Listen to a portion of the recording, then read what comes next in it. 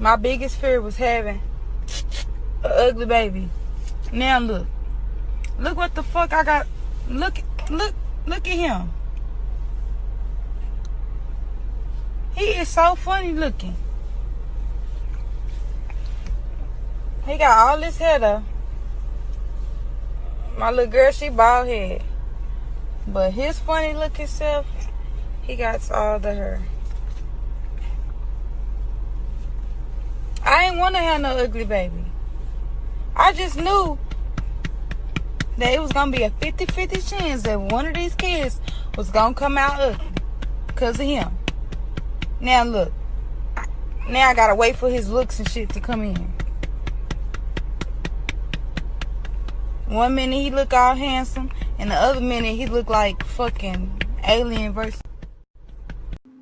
Alright, Shalom. First, I want to give all praises, honor, and glory to Yahweh, Bahashem Yahushai, Bahashem Macha Kodash. Double honors to the apostles of Great Millstone, and peace and blessings to the elect. Yeah, as you just saw the video, okay, now, you know, I don't know where that video came from, okay, but, you know, whether she thinks it's a game and she's playing, or she's doing it for Instagram fame, or whatever she's doing it for, this is a precept, man. This is Psalms 127 verse 3, okay, because that's her own child, okay, that she's saying all that about, you know. And it's funny because here it is, if you were to even say something like that about somebody else's baby, they probably want to fight you, you know. They get upset, they're gonna scrap, you know, on all that. But here it is, she's been blessed with a baby, and this is what she's saying, but going to show you that these are all a part of the curses that the Lord put on us, man. All right, so this is Psalms 127 verse 3. Lo, children are an heritage of the Lord, all right, Yahweh, Ba'ashem Yahushai, and the fruit of the womb is his reward. Okay, so this really, to have children is a blessing from the Lord. All right, when you read in the scriptures, look, man, there were quite a few women, all right, who the Lord shut up their womb to where they were barren. All right, they couldn't have babies. All right, let me get a couple of counts, man. If you just type in the word barren, all right, and guess what? They mourned. Okay, they were sad. Okay, they didn't want to be barren, man. They wanted to have babies, man, because it was a shame, all right, to not have a child. And here it is, you got a woman that has it, you know what I mean, the Lord blessed her with a child, but this is the attitude, you know what I mean, that she got. Oh, well, my baby's funny looking. You know, you got an ugly baby. Wow, and she's mad at the baby daddy because she says it's because of him that her baby came out looking ugly. She had a feeling that one of her kids would come out looking ugly. I mean, that's just sad. All right, that you'd say that about your own child. That says a lot, man. But this is how far people are falling, man.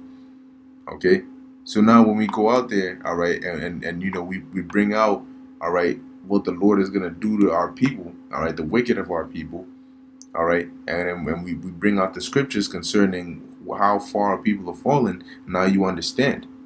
Okay, how is this people? How are we?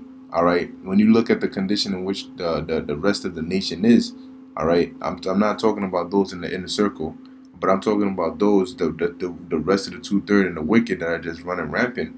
Okay, how are they? All right, meek. How are they the princes and daughters of the Most High, man? Because if you look at it, all right, it's hard for people to believe that we are the Lord's chosen people, man. If not for these curses, people would just be like, look, man, y'all just some bug outs. But once again, the Lord, this is all because we're under curses from the Most High, man. All right, and it's because of those curses that you see our people acting the way they are. So let me see if I can get some good ones. Oh,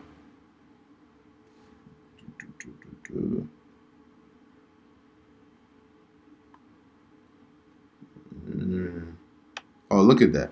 Deuteronomy 7:14. This is a one of the blessings. It says here, thou shalt be blessed above all people. There shall not be male or female barren among you. or among your cattle. See, now the reason I got this is because it says that shall be blessed. That's a blessing. Okay, to not be barren, to be able to have children. Okay, now there's people out there who aren't able to have children. And you know what they do or what they give to just be able to have a baby of their own. But here it is, you got one, and you're talking trash about your own baby. Okay, the child hasn't even grown up yet. All right, and hey, usually it's the kids that are so called ugly. All right, or that nobody finds really attractive when they're young. That as today they will call, they glow up or they pop out or whatever it's called. You know, they grow up looking all, what I mean, on point and stuff. And you like, damn, who that? You know, but that's just how it is, man. It's man. Let me see. I know the one I'm really looking. There we go. I think. Um, let me see. Okay, so this is First Samuel 1 and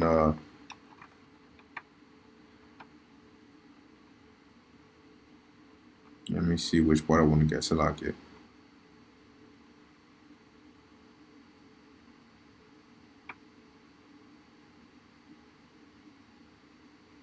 See, so now this is Hannah, all right, which was Samuel's mother, all right, and we're just gonna read a little bit about, because she wasn't able to have children until the Lord opened her womb and allowed her to have Samuel, all right. But let's see how her reaction was, okay, or how she felt not being able to have kids, all right. This is First Samuel.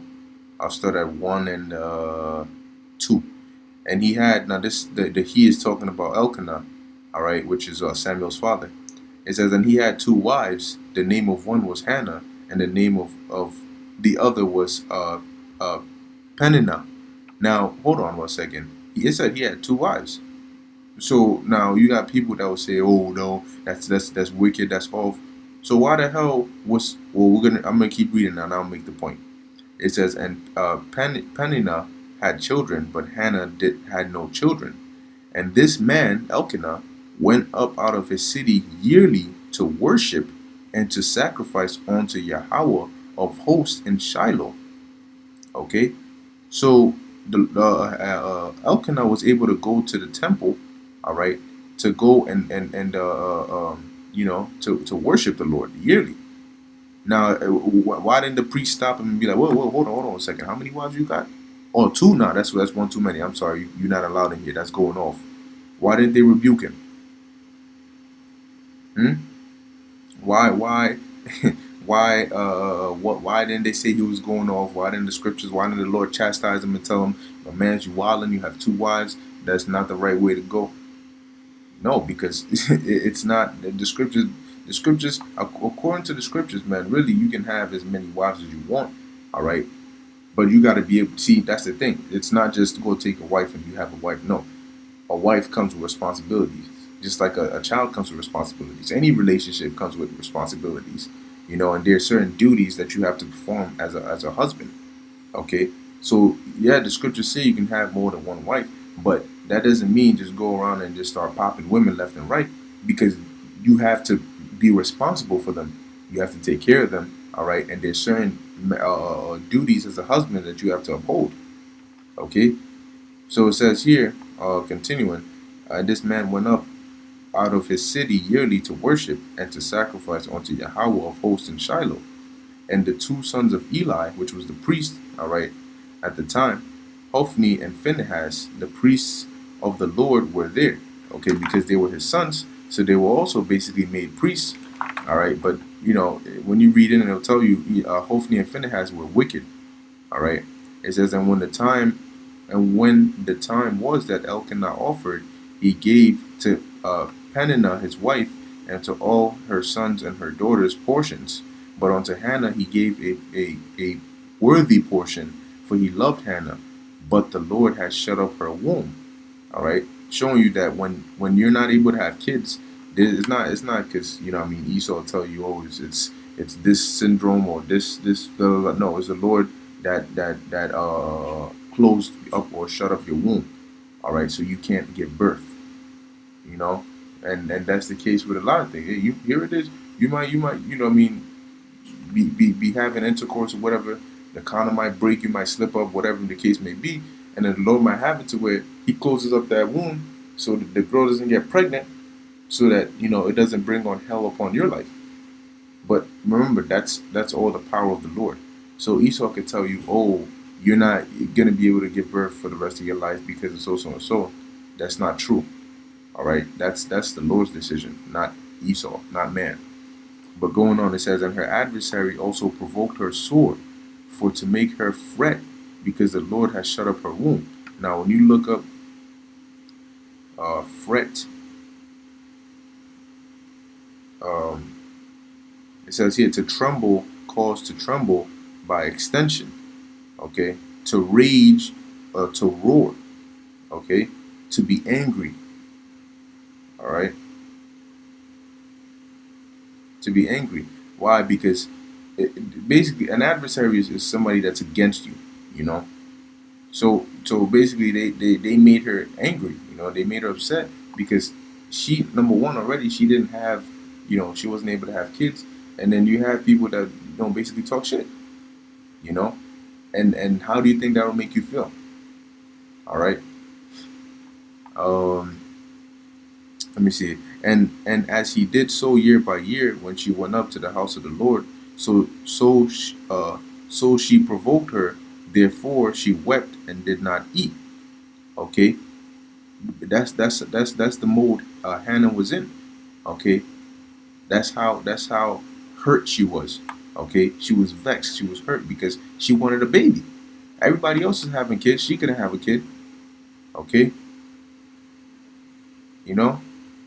And then even her husband says, what? Then said Elkanah, her husband, to her, Hannah, why weepest thou? And why eatest thou not? And why is thy heart grieved? Am not I better to thee than 10 sons? Okay? But you gotta understand, man, there's that love that a mother has for her children, all right, that's what I mean, it's different from the love that a mother has or a wife has for her husband. Okay? There's that mother child bond that what I mean, it's just an innate instinctive behavior.